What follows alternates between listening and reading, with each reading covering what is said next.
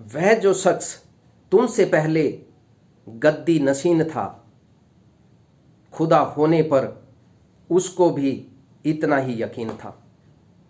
साथियों नमस्ते, मैं एमपी कौशिक नवनिर्माण पार्टी से बात कर रहा हूं। आज हम बात करेंगे पीएसयू की, यानी देश की आज़ादी से लेकर आज तक कितने पीएसयू लगाए गए। पीएसयू का मतलब आप समझ गए होंगे, पब्लिक सेक्टर यूनिट, यानी सरकार के द्वारा ऐसे उद्योग जो सरकार संचालित करती है, जो पूर्ण रूप से स्वामित्व सरकार का है या उसमें बहुत बड़ी भागीदारी सरकार की है। यानी ऐसे पीएसयू जितने भी प्रधानमंत्री हुए, कोई ना कोई पीएसयू उन्होंने लगाया। उसका तफसील से हम जानकारी आपको देना चाहते हैं कि देश सबको मालूम है कि 1947 को आज़ाद हुआ और उस वक्त एक अंतरिम सरकार का गठन किया गया था, जिसे नेशनल गवर्नमेंट कहा गया। और वो दौर था 1947 से 1952 तक, यानी 1952 तक जो सरकार देश को चला रही थी वो इलेक्टेड गवर्नमेंट नहीं थी। लोगों ने उस गवर्नमेंट को चुना नहीं था। उस गवर्नमेंट ने भी पीएसयू लगाने का काम किया और उसने 5 सरकारी उपक्रम लगाए। उसके बाद नेहरू प्रधानमंत्री बनते हैं इलेक्शन से। लोगों के द्वारा चुने हुए प्रधानमंत्री पंडित जवाहरलाल नेहरू 1952 से पहले टर्म में 1957 तक रहे और उस दौर में उन्होंने 15 सरकारी उपक्रम लगाए, यानी 15 फैक्ट्रियां उसने लगाई। उसके बाद 1958 में चुनाव हुआ और 1964 तक वो प्रधानमंत्री रहे। उस दौर में भी 18 पीएसयू लगाए गए। यानी जवाहरलाल नेहरू के कार्यकाल में अगर उनके चुने हुए कार्यकाल को देखें तो उस वक्त 1952 से लेकर के 1964 तक 33 पीएसयू लगाए और उससे पहले भी प्रधानमंत्री जवाहरलाल नेहरू ही थे। और उस वक्त का भी दौर हम जोड़ लें तो 38 पीएसयू जवाहरलाल नेहरू के टाइम में लगाए गए। उसके बाद प्रधानमंत्री बनते हैं लाल बहादुर शास्त्री जी। उनका दौर था 1965 से 1966। उन्होंने 8 पीएसयू लगाए। उनके बाद इंदिरा गांधी प्रधानमंत्री बनती हैं। 1967 से 77 के बीच में उन्होंने 47 पीएसयू लगाए, यानी 47 बड़े उपक्रम, सरकारी फैक्ट्री इंदिरा गांधी ने अपने प्रथम कार्यकाल के दरमियान लगाए। इसमें प्रमुख तौर पर एनएचपीसी, कोल इंडिया, एनटीपीसी, सेल वगैरह वगैरह। उनके बाद मोरारजी देसाई प्रधानमंत्री बनते हैं। 1977 से 1979 के दरमियान 9 पीएसयू लगाए गए।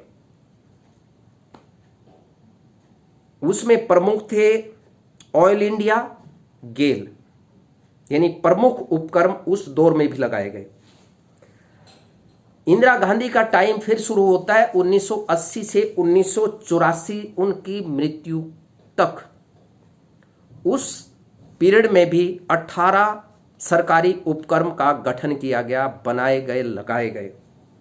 1984 से 1989 तक प्रधानमंत्री राजीव गांधी रहे और उन्होंने 16 पीएसयू लगाए। उनके बाद वीपी सिंह बने और वीपी सिंह ने 2 पीएसयू लगाए। नरसिम्हा राव के टाइम में 1991 से लेकर के 1996 के बीच में जो नरसिम्हा राव का टाइम रहा, उसमें 14 पीएसयू लगाए गए। लेकिन इसमें एक रोचक तथ्य यहां जुड़ जाता है कि डिसइन्वेस्टमेंट शब्द का इजाद उनके कार्यकाल में हुआ, क्योंकि देश आर्थिक संकट के दौर से गुजर रहा था। तो उस वक्त ये जो कंपनियां बेचने का सिलसिला यहां से शुरू होता है। इससे पहले जितने भी प्रधानमंत्री बने, किसी भी प्रधानमंत्री ने पीएसयू को बेचने का या उसका हिस्सा बेचने का काम नहीं किया। यह शुरू होता नरसिम्हा राव के टाइम से। उनके बाद देवगौड़ा और आई के गुजराल प्रधानमंत्री बनते हैं और उन्होंने भी 3 पीएसयू लगाए, छोटे से कार्यकाल में 3 पीएसयू, लेकिन उन्होंने कोई भी पीएसयू का हिस्सा या उनको बेचने का काम उन्होंने नहीं किया। वाजपेयी का दौर शुरू होता है। अटल बिहारी वाजपेयी जो सबके चहेते नेता थे, जो विश्व प्रसिद्ध नेता थे, और उन्हें विपक्ष के नेता हो या कार्यकर्ता हो या देश की जनता हो, हमेशा प्यार करती रही। वो एकमात्र ऐसे नेता थे कि विपक्ष में होते हुए सरकार ने उन्हें यूएनओ में भेजने का काम किया था। क्या इस दौर में, इस मौजूदा वक्त में कोई भी ऐसा शख्स है जिस पर नेता, विपक्ष या प्रतिपक्ष सर्वसम्मति से उन्हें नेता मानने का काम करता हो, जिन पर भरोसा किया जा सकता हो? वाजपेयी के दौरान 17 पीएसयू उन्होंने लगाए, जिसमें प्रमुख तौर पर बीएसएनएल और आईआरसीटीसी है, जिसे अब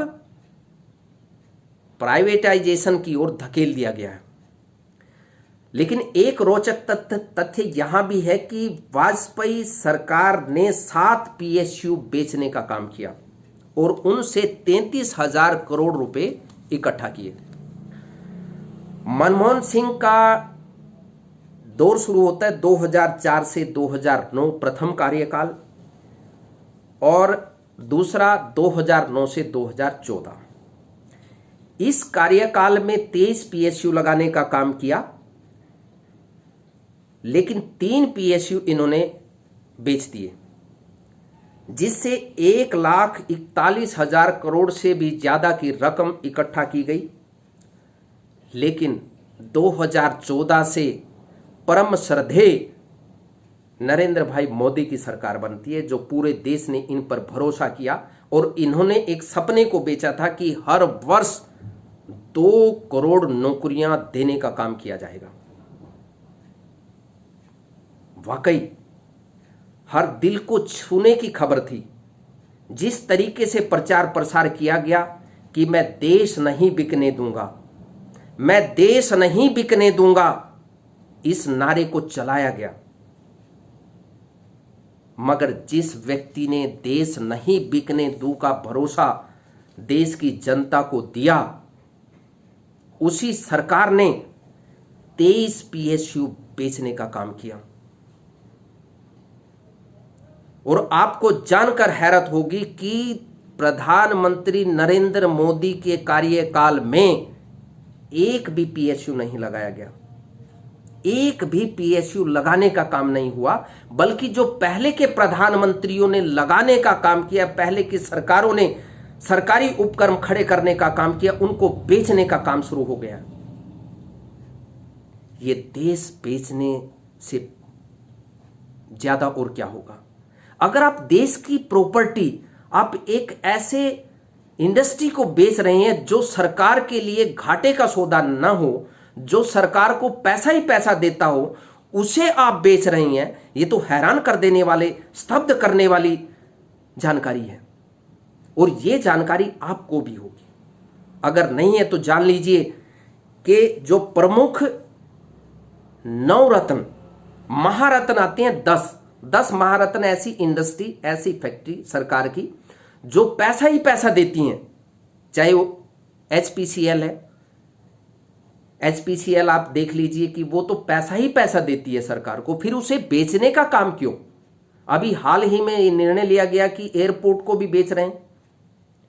आप एयरपोर्ट भी बेच देंगे, आप बीएसएनएल भी बेच देंगे, आप एमटीएनएल भी बेच देंगे, आप दुनिया भर की जो सरकारी उपक्रम है उनको बेच देंगे और उससे पैसा इकट्ठा करेंगे। कहानी आपने सुनी होगी कि फलां के बाप दादा ने इतनी प्रॉपर्टी इकट्ठा की, पेट पर पट्टी बांध करके 100-200 एकड़ जमीन खड़ी करी, लेकिन आगे पोता ऐसा हुआ कि उसने सारी की सारी जमीन बेच दी और लोगों को लगा कि ये तो वाह कमाल का अमीर व्यक्ति है और उसने करोड़ों करोड़ रुपए की मर्सिडीज खरीद कर और पूरे काफिले में चलने लगा।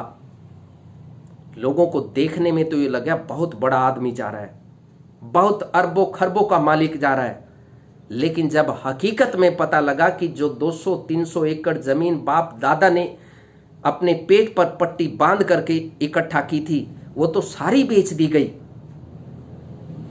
वो तो सारी बेच दी गई। फिर क्या करोगे? हैरान कर देने वाली बात है कि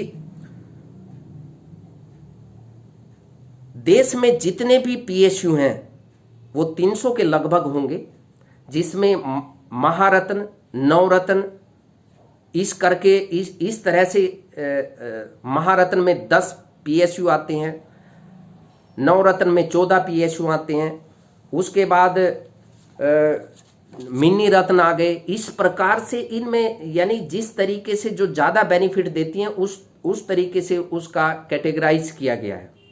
अब वो बात समझ में आती है कि अगर कोई उपक्रम आपको